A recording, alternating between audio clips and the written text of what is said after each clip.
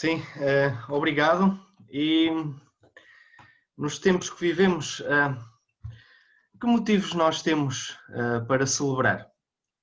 Que motivos temos para comer junto com alguém? Claro, isso varia de cultura para cultura, de país para país, de família para família. Se para alguns é suficiente comer uma sandes ao almoço, para outros o tacho de arroz é imprescindível. Alguns vivem para comer, outros viverão ou comerão para viver. As celebrações estão sempre associadas a refeições. Claro, há refeições sem celebração, mas raramente existem celebrações sem comida e sem bebida. A celebração é indissociável da presença de uma refeição. As pessoas juntam-se para celebrar um aniversário, um nascimento, um casamento, juntam-se para celebrar o Natal, um jantar ou um almoço de negócios. Na altura da latada ou da queima das fitas, antes do Covid, havia restaurantes e tascas com mesas de reserva, meses antes. Por exemplo, eu sei que vai haver uma grande almoçarada em casa da Cidália quando o Covid se for embora. Mas para já é segredo, não digo a ninguém para já, está bem? Fica só entre nós. Vai ser uma grande celebração. Maior até do que aquela que vai ser quando a Académica for campeã nacional. Seguramente. Então, bom dia a todos. Eu hoje quero convidar-vos para uma festa, para uma celebração. A passagem de hoje vai ser sobre celebração. E celebração de quê? Uma celebração do passado, uma celebração do presente e também uma celebração do futuro. É uma celebração contracultural, ou seja, que vai contra a nossa própria cultura. Porquê? Porque é a celebração da pessoa que perde tudo a fim de dar tudo a ganhar. É contracultural, porque temos motivos para celebrar tudo o que nos traz alegria, gozo, objetivos pessoais alcançados, mas que à primeira vista parece que não é disso que se trata. Então, vamos ler a passagem em Mateus, e antes de começarmos com outras leituras também, queria desafiar o Pedro Silva, que está connosco, depois quando for solicitado a ler o Salmo 41:9. Queria também pedir à Cidália que pudesse ler o Salmo 22:11, quando eu pedir. Vou pedir à Lídia Campos que pudesse ler Jeremias 31, 33. E por fim, a Patrícia. Ok, Patrícia? Pedia que depois lesses Hebreus 10:11, quando for a altura para ler, está bem? Ok. Então, vamos ler a passagem desta manhã, que vai ser em Mateus 26, e vai ser do versículo 17 até ao 30.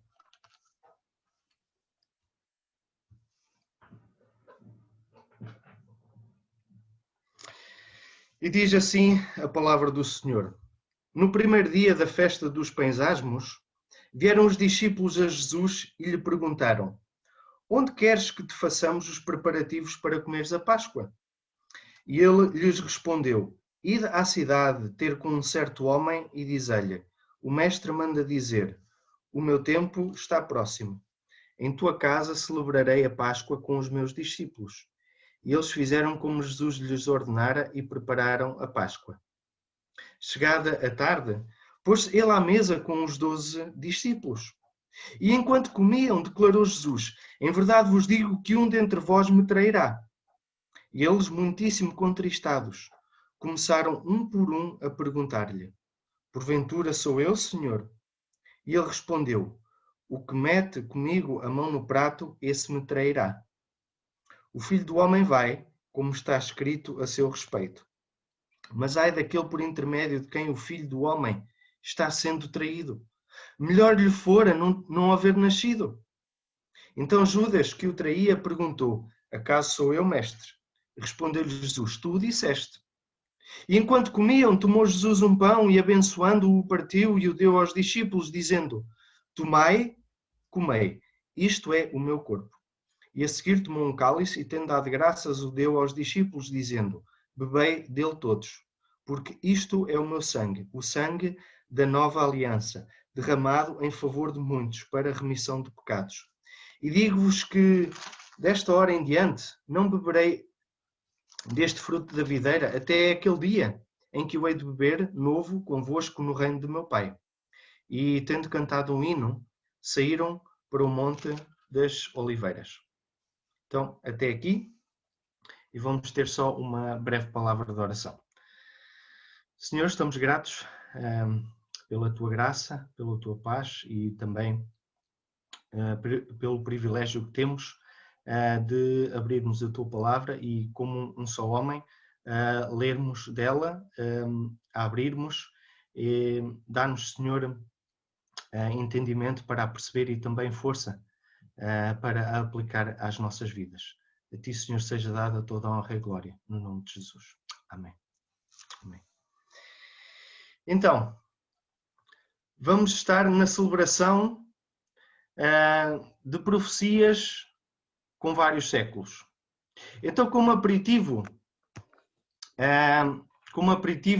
queria que, então, o Pedro pudesse ler o Salmo 41:9. Até o meu próprio amigo íntimo, em quem eu tanto confiava, que comia do meu pão, levantou contra mim o seu calcanhar. E agora, Salmo 22:11. Não te distancies de mim, porque a tribulação está próxima e não há quem me acuda. Obrigado. Então temos aqui o Salmo 41:9, que nos fala de uma traição que vai acontecer, e também no Salmo 22 fala de abandono e de isolamento. E agora Jeremias 31, Lídia. 31, 33, não é? Sim, 31, 33. Mas esta é a aliança que farei com a casa de Israel depois daqueles dias, diz o Senhor.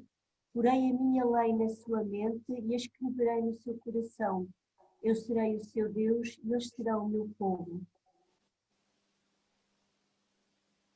Muito bem. Então temos aqui 3 versículos que foram escritos séculos antes de Jesus e que apontam para a época presente de Jesus. E ele próprio é aquele que vai ser traído, é aquele que vai ficar isolado, que vai ficar abandonado.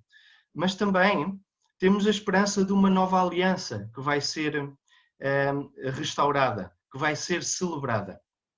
Então, estes são os aperitivos para a celebração de hoje. E começamos com uma festa, a festa dos pães asmos. Que festa era esta? O que é que acontecia nesta festa? Esta festa é uma festa judaica que comemorava a libertação de Israel do Egito, à custa da vida dos primogênitos egípcios. Nessa noite de libertação, o povo hebreu comeu pão sem fermento, ervas amargas e sacrificaram um cordeiro. E com o sangue desse cordeiro pintaram as ombreiras das portas, a fim de que o anjo da morte não entrasse nas suas casas e matasse o seu primogênito. Esse sangue desviava o juízo de Deus daquele lar. Desde então, os judeus celebram a Páscoa, ou a festa dos pães asmos, tendo em mente a salvação do juízo de Deus e a sua libertação de uma terra de escravidão para a terra prometida. Recordavam o resgate da escravidão para a liberdade, o resgate da terra da opressão para a terra prometida.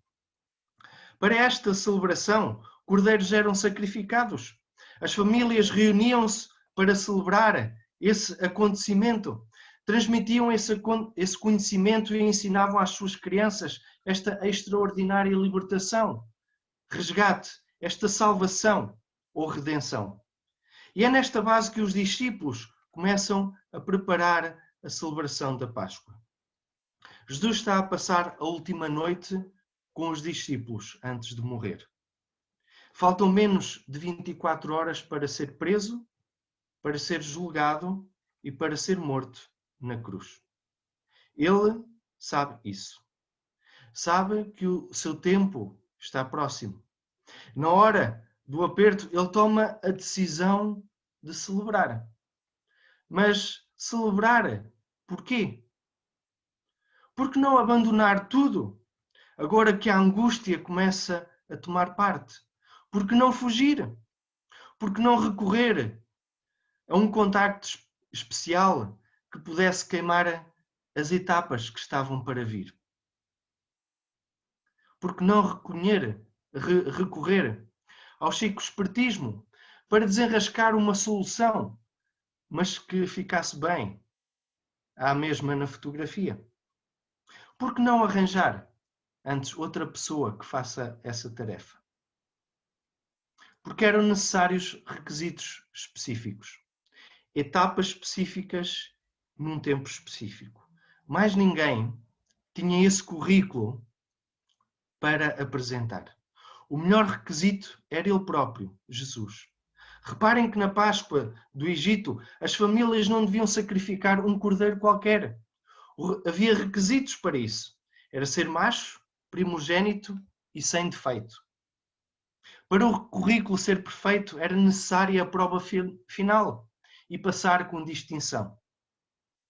Não havia cá lugar para cunhas, não havia lugar para copianços, não havia lugar para os amigos facilitarem. Ninguém podia assumir o seu lugar nesse teste, porque mais ninguém estava preparado. Mais ninguém tinha os pré-requisitos para ser admitido a tal prova. Mais ninguém. Apesar de ele saber o custo da prova, ele submeteu-se em obediência. Mas antes da grande prova, ele quer juntar os seus amigos e celebrar. Mas o que é que há de importante para celebrar? Patrícia, podes ler Hebreus 10:11, por favor? Liga o som. Todo sacerdote se apresenta dia após dia, servindo e oferecendo muitas vezes os mesmos sacrifícios, que jamais conseguem apagar pecados. Jesus, ao querer... Obrigado, Patrícia. Jesus, ao querer celebrar a Páscoa com os seus amigos, como se de uma família se tratasse, ele queria celebrar não a redenção que ocorreu lá no Egito, que era baseada no sacrifício animal, que, como vimos neste versículo em Hebreus, não podem remover pecados.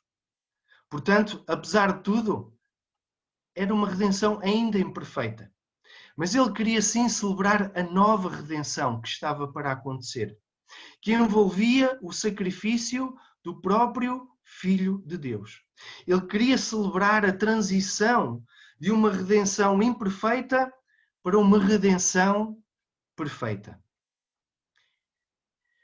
Era esse o intuito de Jesus. Mas depois de tudo estar pronto, Jesus pôs-se à mesa com os seus discípulos. E sentar-se à mesa é um sinal de comunhão, um sinal de aceitação, um sinal de partilha.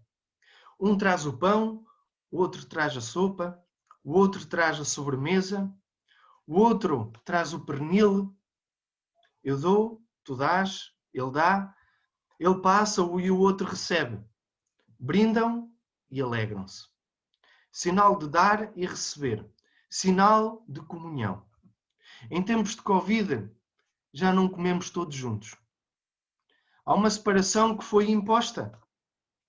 Só comem juntos aqueles que não são estranhos ao ambiente mais íntimo da família. E até aí, por vezes, há separação. Por causa do Covid, nós chegamos a comer afastados. Dormimos separados. Não há beijos, não há abraços, não há carinhos. O Covid impôs essa barreira. E como o Covid impôs, Também o pecado impôs essa barreira há muito tempo atrás, quebrando relacionamentos e a comunhão. E tem continuado a impor essa barreira. E essa barreira precisava de ser derrubada. Esse muro que se criou precisava de ser colocado abaixo. E Jesus dá o primeiro passo. Ele podia ter derrubado aquela mesa. Ele podia ter dado um murro na mesa. Ele podia ter selecionado só os seus amigos especiais, mas não. Vejam, Jesus pôs-se à mesa, que na verdade é reclinar-se. Naquele tempo, digamos que a mesa era praticamente no chão. Então eles reclinavam-se, eles deitavam-se em cima de almofadas, praticamente junto ao chão. Ele não adotou uma postura altiva, mas ele reclinou-se ao mesmo nível dos seus discípulos. Noutras passagens, ele até chegou a lavar os pés aos discípulos.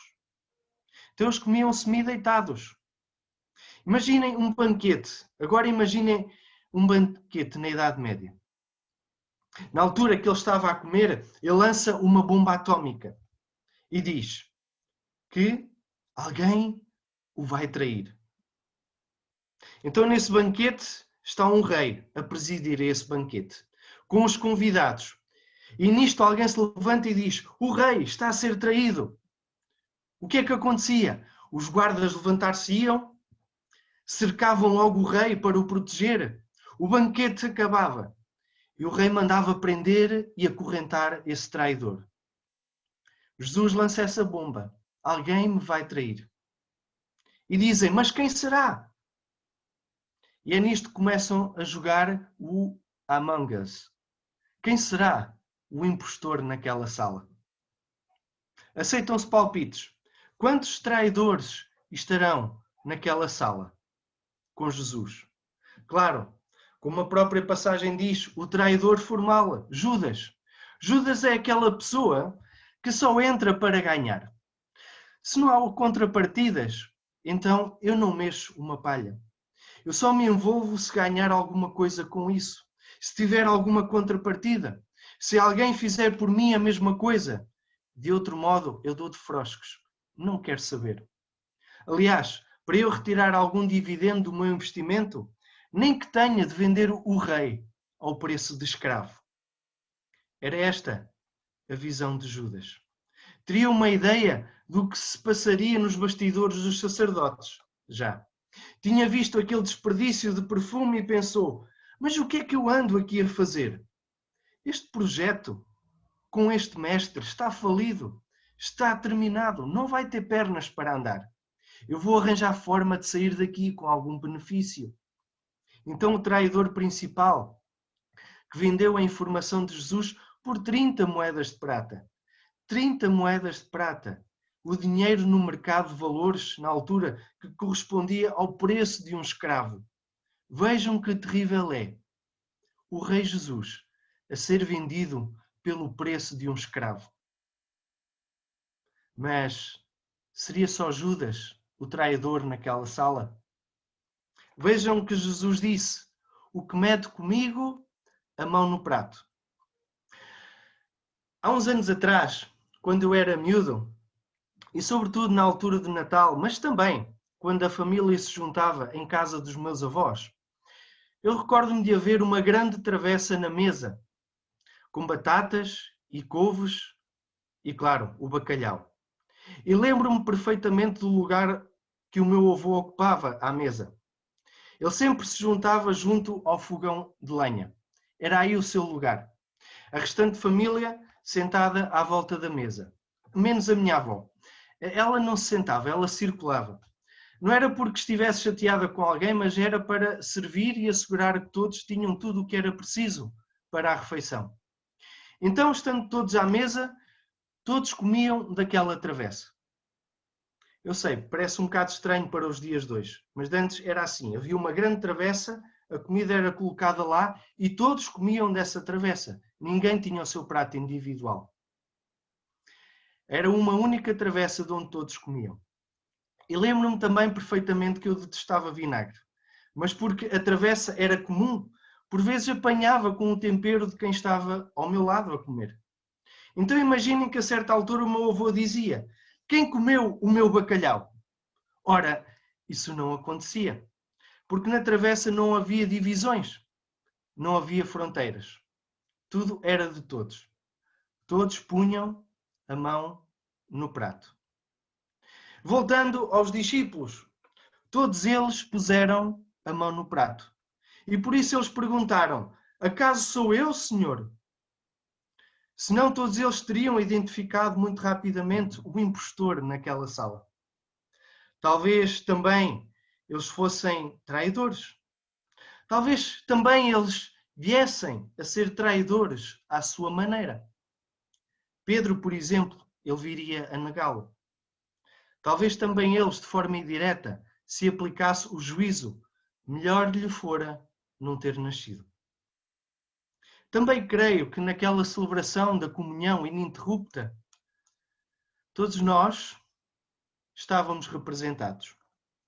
Cada um de nós, também cada um à sua maneira.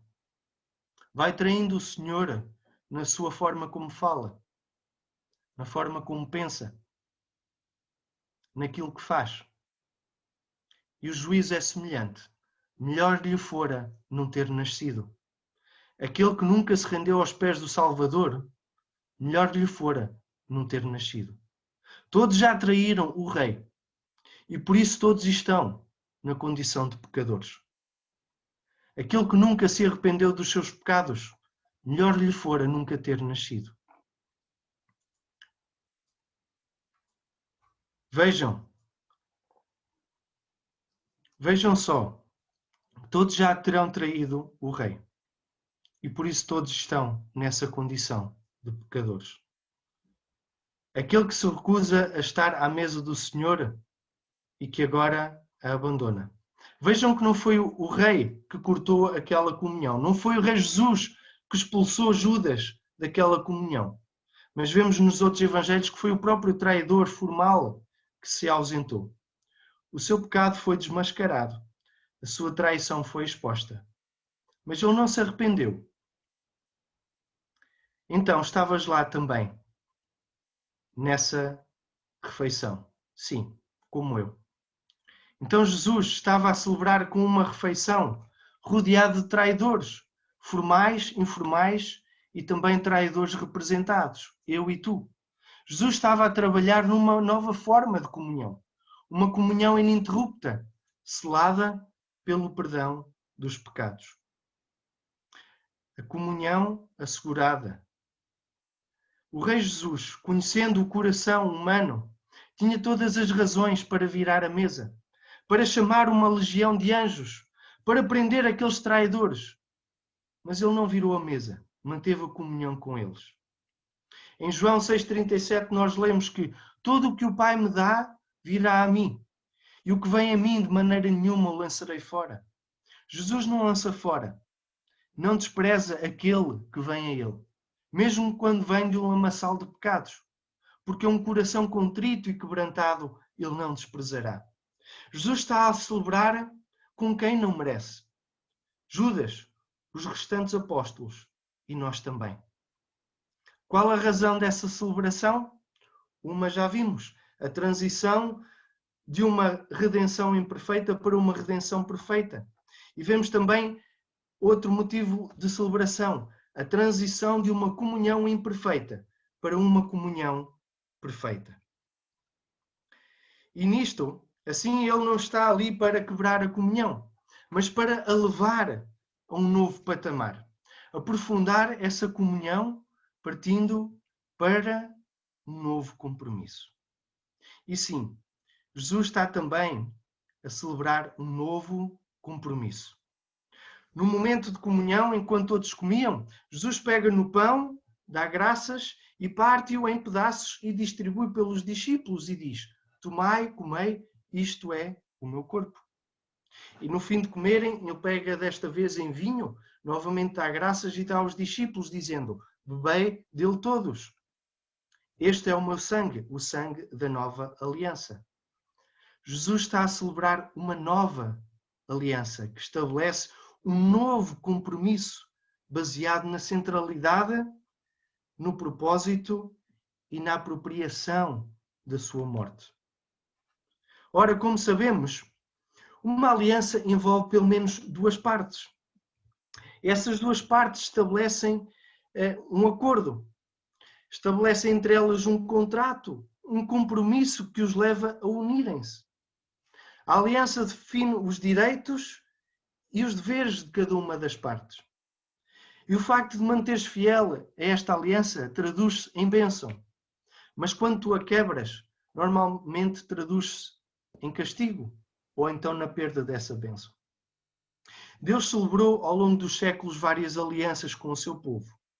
Mas a que estamos prestes a assistir é de longe a maior e a mais perfeita. Então estamos a assistir à celebração da transição de uma aliança que era imperfeita por uma aliança que agora é perfeita. E esta aliança é baseada em 4 pontos-chave. Primeiramente, é baseada na centralidade na morte de Jesus. Como o próprio Jesus disse, o pão e o vinho são o seu corpo e o seu sangue. Não estamos perante um ato de canibalismo. Não é disso que se trata. O pão não é o seu corpo vivo, mas representa o seu corpo que em breve seria dado por eles e pela humanidade na morte. E o vinho não é o sangue que corre nas suas veias, mas representa o sangue que seria derramado por eles e pela humanidade na cruz. A ceia do Senhor que Jesus instituiu nesta noite é efetivamente um ato comemorativo, centrado na sua morte, por muito estranho que isso possa parecer.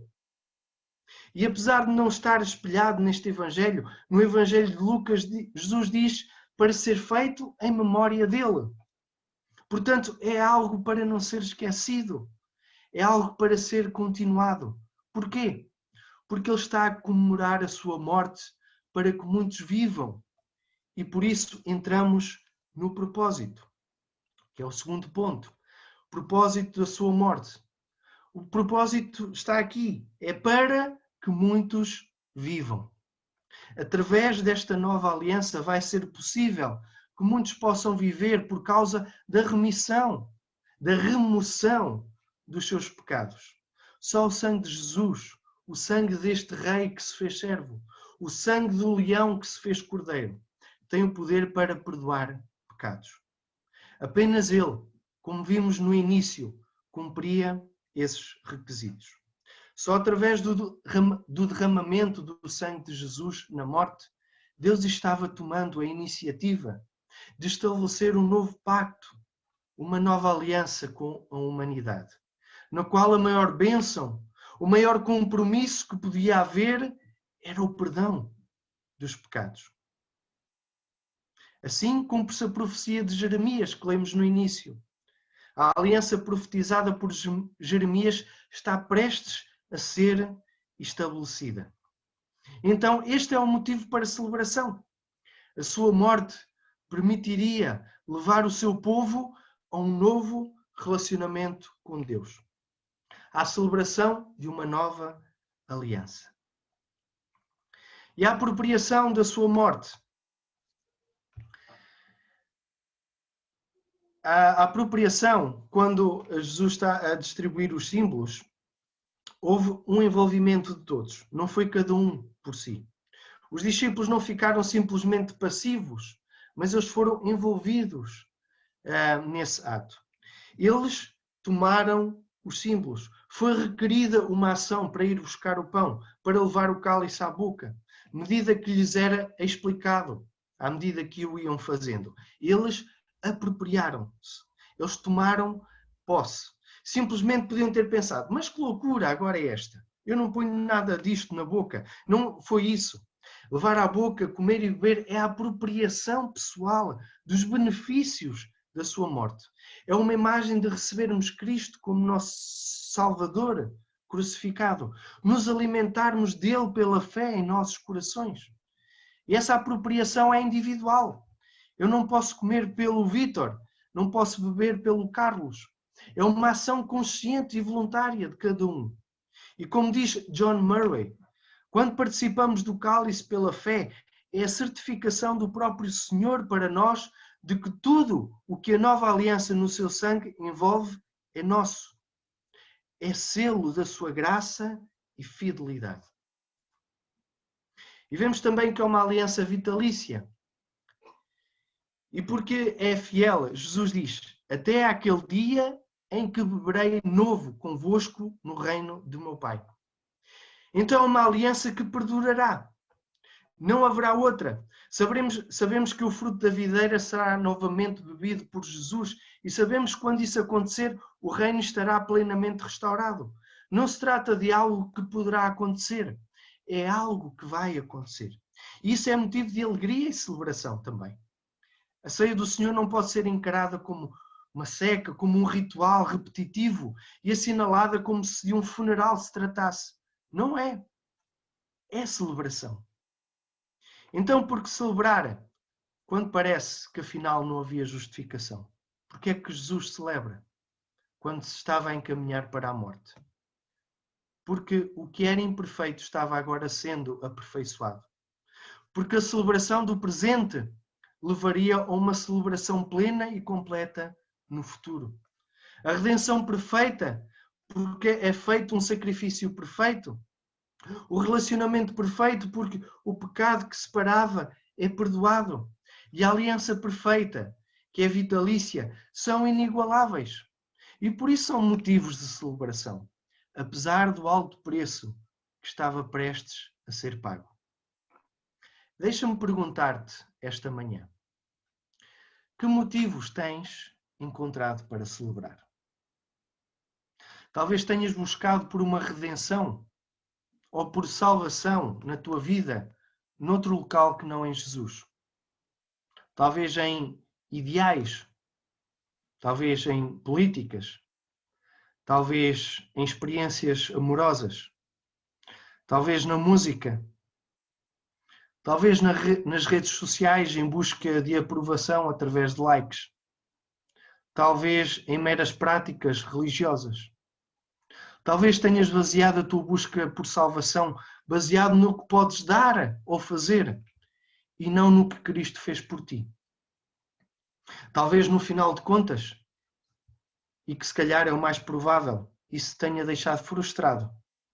Porque quando falhas, é como se o plano de redenção que tens construído e pelo qual lutas por ser merecedor, afinal falhou. Talvez seja um plano de redenção criado por ti e para ti que seja imperfeito.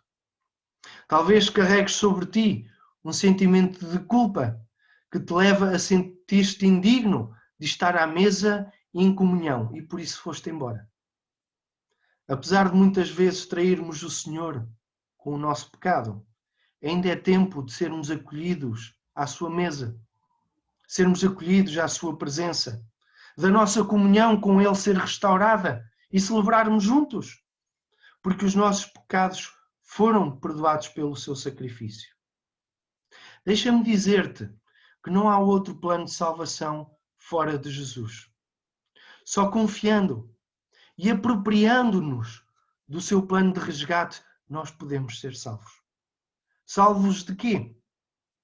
Podes tu perguntar. Salvos do inferno. Salvos do julgamento de Deus. Salvos da ira futura que vai acontecer nesta humanidade. Então nós temos motivos para celebrar. Para celebrar a nova redenção inaugurada por Jesus. Para celebrarmos este novo relacionamento que nos apela para nos achegarmos à sua mesa e para celebrarmos a nova aliança que ele celebrou. Temos motivos para, apesar das distâncias, celebrarmos, porque as certezas do futuro suplantam as angústias, as imperfeições e as impossibilidades do presente. Há esperança para nós cristãos. Mas também para ti, que me ouves esta manhã, que provavelmente ainda não tiveste um encontro pessoal com Cristo, que ainda não o conheces, que ainda não te apropriaste da sua morte, do seu sacrifício na cruz por ti. Ainda há esperança para ti. Ainda há lugar na mesa de Cristo. Ele ainda está a receber pecadores na sua presença. Ainda há lugar à mesa para te sentares, para teres comunhão e para celebrares. Baseado nisto que ouvimos, nós vamos agora tomar parte da ceia. Vamos tomar parte dela com uma atitude de gratidão, com uma atitude de reconciliação, com uma atitude de celebração. Eu vou pedir que antes de tomarmos os símbolos, nós possamos ter uma palavra de oração.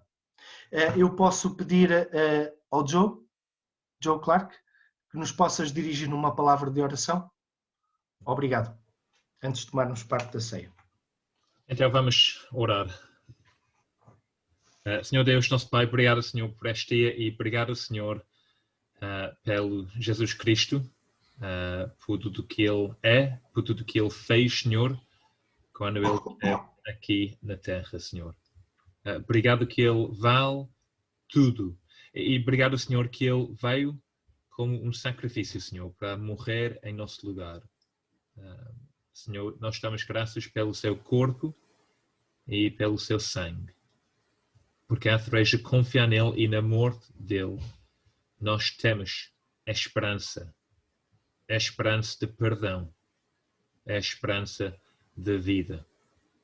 Então, Senhor, nós oramos que possas estar com cada um de nós hoje. Aqueles de nós que já conhecemos Cristo, que estamos a confiar nele e apenas nele, pela nossa salvação. Oramos, Senhor, que tu possas nos fortalecer e encorajar através da tua palavra e através dos símbolos que agora vamos partilhar. E também para aqueles que não te conhecem, Senhor, oramos que eles possam perceber, ver, não ser cego, mas ter a capacidade, Senhor, de ver a tua beleza e a sua necessidade de arrepender e de confiar no sangue de Cristo. Então, Senhor, oramos por tudo isso com tanta gratidão pelo facto que aqueles em Cristo nós estamos seguros, nós podemos alegrar pela salvação que temos. E oramos isso em nome de Jesus Cristo. Amém.